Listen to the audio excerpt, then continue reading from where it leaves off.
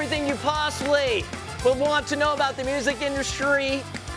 We have it right here. What's going on, everybody? I am Guns from The Guns Show. This is Behind the Scene. Dickie Barrett over to my left and over to the right. Sully Sullivan right there. What's going on, fellas? We are back at it. Another notes look like this. Why would you do this to your notes? You know, sometimes you got to express yourself when you're on stage. You're a grown man. You know, that's a good question. Hold on. Do you carry a Sharpie?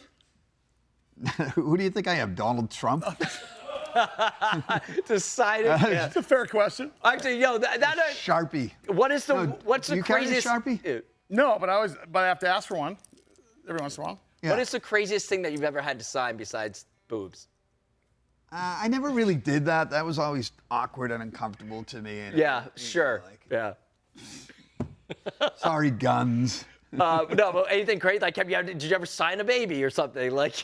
I like like if someone said sign my T-shirt, I like drawing an entirely different T-shirt on the back, like a drawing of me, like overdo that. Yeah. No, I never signed a baby.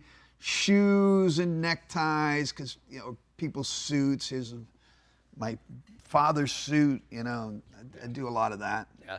You guys recently just had a couple more shows up on the where'd you go? Vancouver, Seattle. Yeah. There was nothing to sign though, because we didn't have our boys from Bravado, our merchant. Yeah, Bravado. Yeah, but the live show's been going great. Raise Your Glass. The song is picking up momentum, steam, getting some radio airplay as well. Talk to us just about that. And Dickie, how good does it feel to be able to go back out on stage and just see the reaction from fans? Because of this man right here. I don't know if it's because of me. I think that I like hanging out with Sully, and I like being around their band. It's a great bunch of guys. Sullivan Band is talented. You're not standing on stage and going, "Oh, this is painful." I'm the least talented person on the stage, and the Sullivan Band is really, really talented. I think that it's interesting watching when you first get on stage, because look some people know us, but we're still sort of an unknown thing. And you watch this thing. Not in this town, my friend. But the point is, you watch people go into a mosh pit inside of 2 songs, and then we get them in a lather, and then this guy walks on stage. What's with your manager? What's with that guy? Rick. We have to reality show. What's his name? First of all, what's his name? Rick DeVoe, who founded Blink-182. The guy is legendary. One of my best friends. He's fantastic. To watch Dickie and Rick is so he either works with the young boy bands or older. Or 20 Good Summers and you're out. Yeah. He's got a lot of range, that guy, huh? It's interesting watching his angst when he has to sit next to you. Does he like boating at all? Does he do any boating or surfing? If you know Rick DeVoe, he's a waterman through and through. He's got double fingers. I can't really crack that code. Look at there he is up on the screen. This guy is responsible for at least 500 million albums with the bands that he's managed. Yeah, I understand though he likes to boat and surf. He does. Okay, all right. He is one of the finest men I know. And introduce me to him sometime. No, not going to do it. I couldn't. I just like to meet him. Well, listen. The real reality show is watching those two. If you could, it's me and Rick. I love him so much. I know you do. He's so much fun. And he loves. This is me and Rick. All right. Yeah. All right, I'll tell you real quick. I'll tell you a real quick story. It's the Seinfeld parents. You want to defend yourself? I know we got Vinny coming up, and me and Rick have been hanging out now for it's getting close to a year, and he's actually super, super nice to me, and he's super enthusiastic. No one has more energy and enthusiasm than Rick DeVoe. And so we're hanging out the other day, and we're having fun. It's just kind of me and him, and we're in Vancouver, and we're eating and everything, and he's getting excited about the show, and he's getting his Rick on, and he goes, hey, when am I going to meet your family or whatever? And I said, there's no reason for you to meet my family. And his face went like this. He's like, after 6 days together, super close. I mean, he goes, first you're a real asshole, and that's the most hurtful thing anybody. And I go, I'm kidding. Then I spent the next 2 days I was kidding about it. Rick loves his family. I can't wait for you to meet my family. We got a guest. Family's a huge thing for him. Well, listen, somebody that is family, of course, is Vinny Fiorello. What's up, my man? How are you? Of course, one of the co-founders from Less Than Jake, as well as co-founder of There he is. Fueled by Ramen, Crazy. into now working at the Punk Rock Museum and making inroads there and really taking that off. What's up, Vin? What's up, buddy? Hey, what's going on, man? Where are you right now, Vinny? I'm in Gainesville, Florida, in my hometown, in my home state of Florida. That's your natural habitat, right? It's 100% my natural habitat. You got some Chris Sherry artwork up behind you? I got some Chris Sherry artwork right there. It's great. Nice. He's a genius, right? He is 100% a fine gentleman and a genius when it comes to art. Absolutely. And I can't not mention your frames. Those are powerful.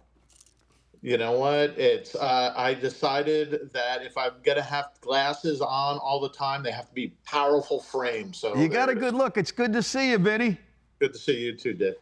Thank you so much. Thanks for joining us here on Behind the Scene. Of course, it's Guns, Dickie, and Sully Sullivan. Vin, you know, what we do here is we give literally behind the scenes of everything that's going on in the music industry. And we definitely want to talk about Punk Rock Museum, but I want to pick your brain a little bit because, you know, you were able to found the Fueled by Ramen, one of the most iconic pop punk, emo, adjacent, whatever you want to call it, record labels in the history of music and especially within the scene. Talk to me about what you think the current state of the music industry is right now, whether it is with the algorithms and with the way AI and with Spotify and all that, and the fact that still when it comes down to it, you got to put on a damn good live show in the end. Am I right?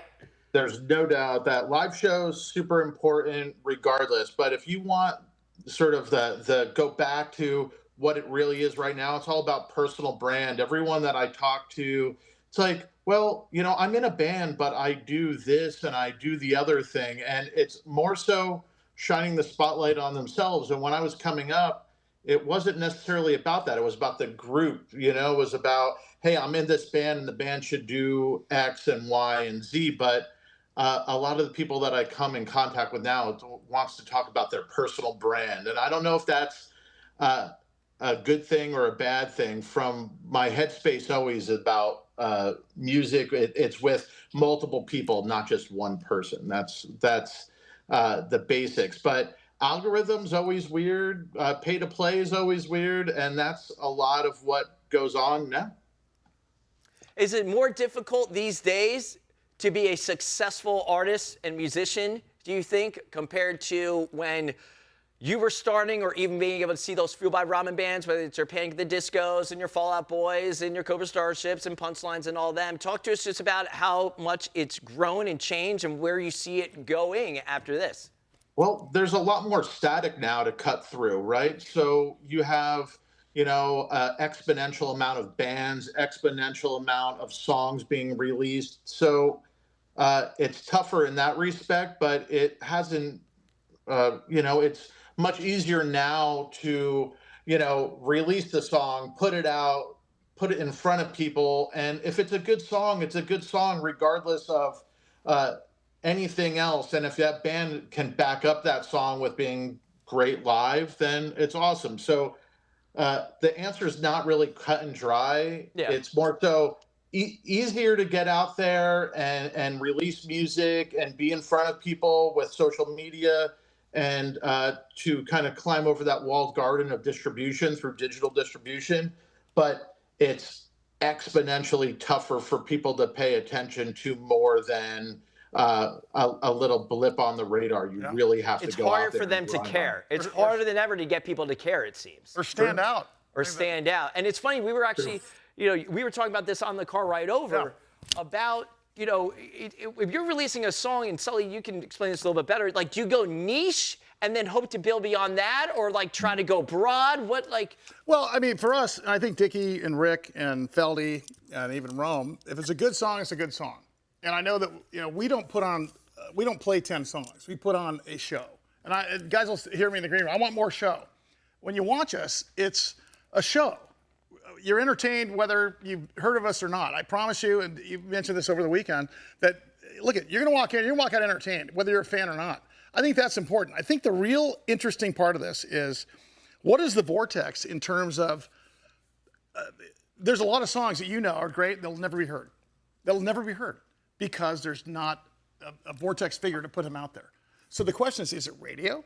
Is it buying onto a sync license somewhere where you've got 30 seconds on a shampoo commercial. At some point, you got to try to stand out or get lucky with an algorithm. But I think at the end of the day, you got to grind. You got to go play. And you got to prove yourself. And then suddenly, something's going to hit. I think there's a lot of luck to it. But I still think there's got to be a catalyst somewhere. What do you think, Vin? What is it? We need to know here. The idea that there's something that could sort of, you put this jetpack on of whatever it is and get you 5 paces quicker than everybody else, that doesn't exist. It used to exist a little bit. Sync licensing made sense at one point in time. Look what it did for the transplants, right? It had the shampoo commercial to it. Rick DeVoe did that. Believe it or not. Where did you go, Vin? Rick, did you cut him off? Did you pull the plug, Rick?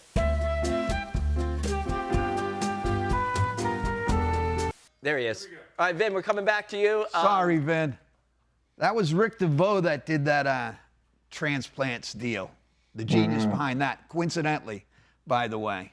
But those days, as you were saying eloquently before I rudely interrupted you, was they were different back then. Like things that were a big deal, and I won't put words into your mouth, but I remember when the Bosstones played with Less Than Jake at Janice's Landing in St. Peter's. That was as big as you got. That was as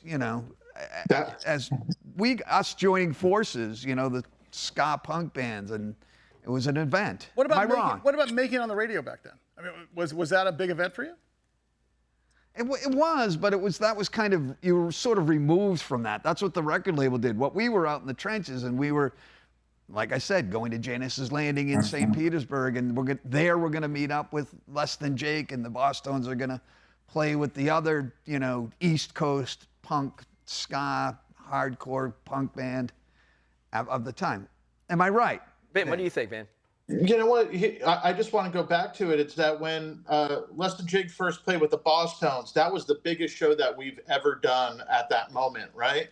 And to put us in front of their crowd, sold out crowd, 2,000 people in Janice Landing, that was the Jetpack back in 1993 or 4, right? Playing with a big band, that was the Jetpack. Or getting on the radio, that was the Jetpack. Getting on TV was the MTV was the Jetpack.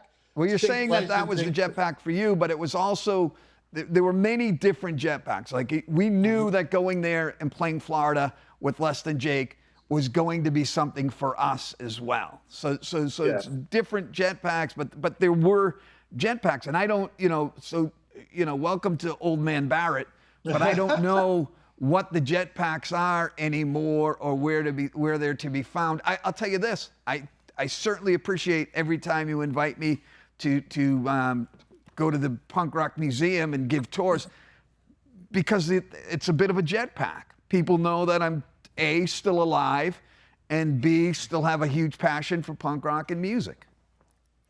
Well, I appreciate you always going to Punk Rock Museum, right? I mean, on the Punk Rock Museum side of it, it's a platform for people like yourself to come in and tell their story about their place in punk rock music, right?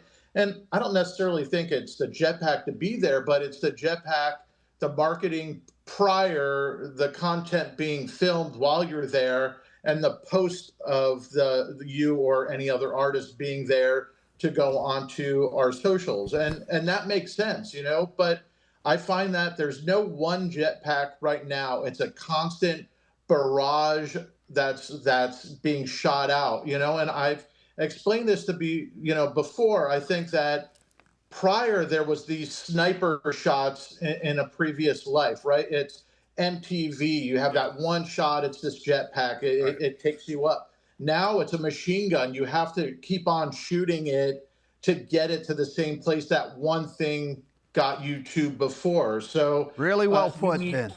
You need 10 things. You need 10 things to make up for one that was in a previous. The number life. one thing that got us to skip 2-3 steps was touring with Goldfinger, and the second thing was bringing him on stage with us.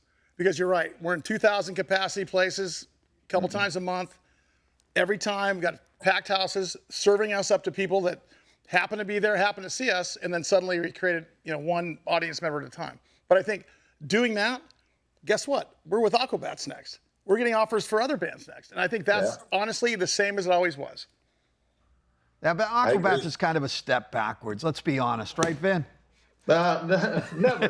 Aquabat's great. The best, right? Yeah. How much do you love Christian?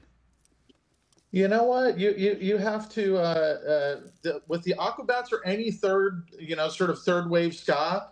If you're adjacent parallel band and going with an Aquabats, a Less Than Jake, a Real Big Fish There Around, Boss Tones, Goldfinger. I mean that is a jetpack for a 100%. band that's Absolutely sort of in that world. And there's some of the nicest people. Like how nice are the guys from Less Than Jake? You know what? All Chris, super nice dudes. Still your brothers, right? Absolutely. To this day. Same thing about I mean, if the biggest asshole in the scene is Dickie, it's pretty good, right? It's actually pretty normal. Yeah. It's like, I mean, there's some people, I mean, not Rick DeVoe, but there's some people that think I'm a nice guy. Oh my God, Rick is gonna kill him after this. Vin, I want to just touch base on this, going back to what you previously said. You're talking about, different jetpacks and everything and like how it has to, Mike, like, I don't know if labels and heads of labels are as committed now. If you're a band and say something doesn't hit, do you think labels are willing to work with that artist as much as they would have in the past? Or are they willing to adapt as much now to do what's necessary? Or is it kind of just like, hey, you might have your one chance, and then if that doesn't rip on TikTok, whatever the marketing plan might be, you are screwed now? From just a label, I don't know if labels have the answer, but are they willing to work for it and adapt in this digital-minded age, do you think?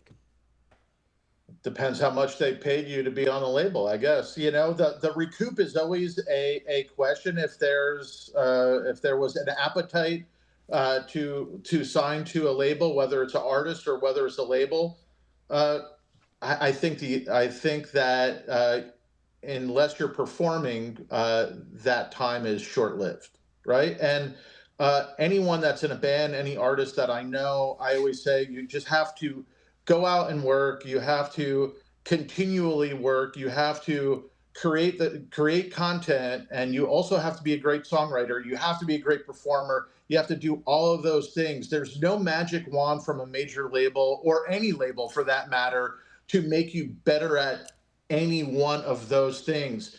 The artist has to take that upon themselves to get better, be better, write better songs, do better shows, have better tours. Once you get to a certain level, of course, a label could come in for distribution, for press, for a lot of other things in the marketing realm of that. But a major label or a big label can't make you a better songwriter or a better performer. You have to do that on your own. And on top of all of that, I think, I forget who said it earlier in this sort of show, but a good song is still a good song, no matter what genre it is. If you could write a good song, if you could craft a good song, if you could take that good song and go and play it live and be great at playing that song, half the battle's already won. Yeah. Absolutely. I think I said that. I don't know if I said it. I just want to take credit. I'll say Dickie said all these smart things. I'm just repeating. All the smart stuff, right, smart Vin? Move, Vin. Vin, if you're an upcoming band right now, how important is, social media can be a minefield. It can be a cesspool. Fans will turn on you. I don't care if you're Jelly Roll to somebody else. They'll turn on Olivia Rodrigo. They'll turn on you in a second. What would your advice be as far as, branding goes and how? I mean, I've seen this with a lot of my friends. It's like, they will be very interactive with fans and respond to tweets and respond to posts. But the minute they might say something or be photographed with somebody that the fans might not like. I'm sitting right here, Guns. The fans might not like. Fans will turn on you in a second, or maybe they don't like the new sound that you do. So what advice do you have on that aspect? It's like you need to use social media, but you're effed. You are effed in the end. You know what? You have to be your authentic self. right? Because the minute that you're not being authentic, people could sort of like pick up on it, smell it, whatever it is. But if you're being you, being authentic as much as possible as an artist, anyone that disagrees, how can they disagree with you Right. speaking your own truth, right? And being Thank you. your Thank you, authentic Vin. self. Thank you for Right? saying that. You're talking about me, right? You know what? It's funny because Are you talking about I me am or Fat talking Mike? I'll go with you because we're here together. But you have to be your authentic self. You have to be true to who you are. The minute that you're not, then People smell it. Yeah. No one wants somebody who's not being themselves, or as Vin just said, speaking their truth and telling it like it is. How much do you miss playing live shows, or do you not miss it at all? Or what do you miss about it, and what don't you miss about it? I miss the 1 hour and 25 minutes that I would And be all on the rest stage. of it is horrible. Yes. I agree with you. And I miss the energy of a crowd, of them singing the songs that we wrote, in a small, dirty space together as a band. And then you take it to the people and having them sing it back, and that energy kind of transference between the band and the crowd. I miss that. And I miss the live scenario of being there with my brothers and playing the songs that we wrote together. I don't miss anything else about being on tour. Absolutely true. It's kind of a whole day waiting around for that hour and a half, or that, and I don't know if I ever told you this, but you guys delivered. You're a tremendous live band. So from the early days, and I never had time to really tell you, and I love you guys to death, but Less Than Jake is a great band, filled with great people, past, present, and future. And some of my closest friends are in that band for sure. And Vin, you got a pen? Are you holding a pen?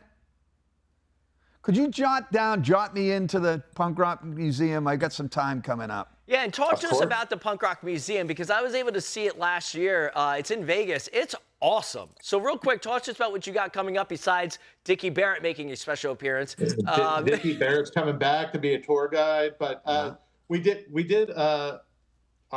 recently celebrated our 3rd anniversary and had a show with Spike and the Gimme Gimmes. We had XCOM out playing. We had Kate Clover playing as well. We had River Rats from LA playing.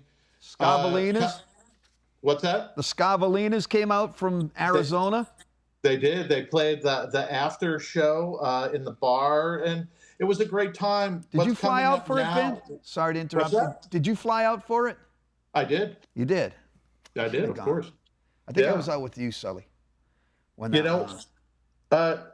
Coming up, we have a Crossover Corner that's opening up this weekend. We have Alison Braun's photo exhibit also opening up this weekend. We have Scott Ian as a tour guide. We have Jay Weinberg as a tour guide this weekend.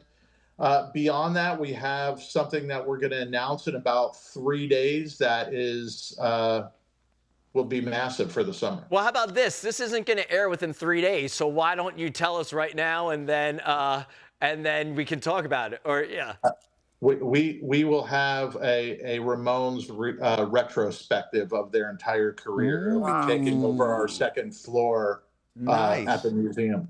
Cool. That's awesome. Who do you got? Who do you got involved in that? Who's doing that? Is Linda? Yep. Yeah. CJ. CJ probably, right? Yeah. CJ will be there as well. Yeah. Love that. That's awesome. And what can people expect at the Punk Rock Museum when they visit it? You know what? Everything. We have a tattoo shop on site. We have, like I had mentioned, tour guides that come through that, whether you're in a band or whether an artist or whether you're a director or whether you're a producer, you show up and they walk you through the museum, talk about their place in punk rock history and how they're related to it.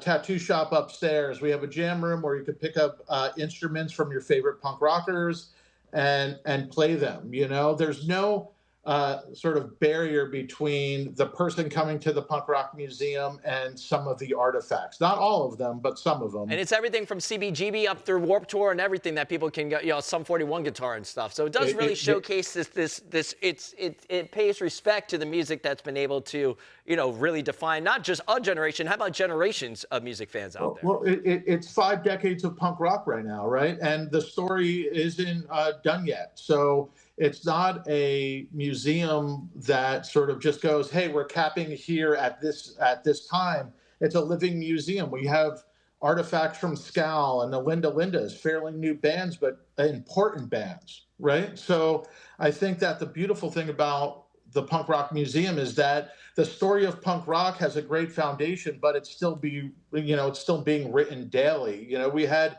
XCOM come out and they're a new band, fairly new band, and they're making waves and they're fucking awesome, right? And for them to be able to come out and celebrate our 3rd anniversary, that's a band I think is going to tell the story of future punk rockers. So it's great to be able to recognize the past and then push forward into the future too. What is one ska band that should have been bigger, do you think, that they weren't? What's one of the more underrated ska bands out there that you really think had the potential to be huge? The Impossibles. The Impossibles. Yeah. How about the Pie Tasters? Pie Tasters, they had their time on MTV. They should have been bigger than they were. I love Steve. I love the band. I released one of their records too, so I love the band. Impossible should have been bigger. There's no doubt for me in my mind. But if you're talking about a newer band that should be bigger, I'm going to go with Bad Operation. Okay. What makes them stand out? Great songs, great live. They go for it, that band, right? I think so. As far as new ska punk is concerned, I love them. And I think that they deserve all of the recognition and flowers that they could get. There's also an artist named Sullivan that you should check out who's sitting to my right. Pandering. You should check him out. What was one of your favorite Fuel by Ramen? We'll end on this. What was one of your favorite Fuel by Ramen stories? Brendan Urie, Fall Out Boy, Chaos. Give us something fun, Vin. Come on, man. Give us something that will go viral, bro. Oh, my God. You know what? I think in a previous show, we spoke about this, but I remember when Fuel by Ramen, I came home from tour and I would be working on Fuel by Ramen, and my wife, my ex-wife now, but my wife at the time was a school teacher. So I'd be sort of making dinner. She would come home. I would watch the BET countdown. And during the BET countdown, they were having a rap contest. And I followed it. I was like, oh, that's good. That's not so good. That's not so good. And it came down to 2 people. And one just dude was super tall and lanky and just big hair. And I was like, this is the guy, just dripping with this sort of like just X factor of just awesome. And he wound up not winning. And I was like, oh, wrong guy. Well, the wrong guy won. This other guy was amazing. And then flash forward to a little time and an EPK came and I was like, oh my God, like this guy right here is the same guy that was on the BET countdown. And I had told my partner at the time, I was like, we have to call. This is the band, and that was Gym Class Heroes. I knew it when I saw Travis on the screen. I was like, he is everything. Like this is just the magnetism on it. And then when I met him in person, I went, oh, this is a given. If he decided to be a carpenter, he would be the best carpenter. If he decided to be an actor, he'd be the best actor. You just meet some of those people and you go, oh, anything that you touch, there's a magic, there's a magnetism. And I knew only good things would come from Gym Class, and they did. Yeah. God bless. Wow. On that note, I mean, I love that. And we love Travie. Travie, baby. Let's go. We got to get him on Behind the Scene. Listen, we appreciate you. Definitely check out the Punk Rock Museum. Thanks for being on Behind the Scene, Vin. We appreciate you, and congratulations on everything again, my man. There it is right there. Everything you need to know about the music industry, Behind the Scene has you covered, everybody.